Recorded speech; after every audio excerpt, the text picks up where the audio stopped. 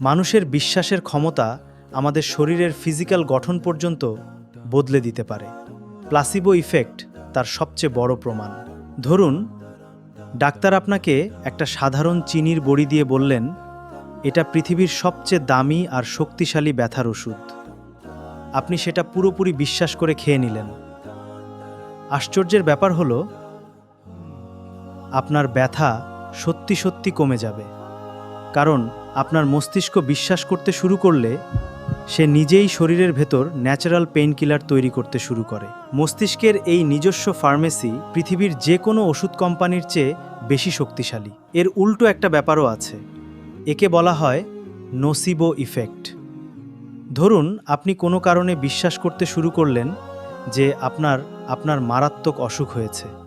তখন আপনার শরীর সত্যি সত্যি সেই অসুখের লক্ষণগুলো তৈরি করতে শুরু করবে। তার মানে স্রেফ একটা ধারণা বা চিন্তা মানুষের শরীরকে সারিয়ে তুলতে পারে, আবার মেরেও ফেলতে পারে।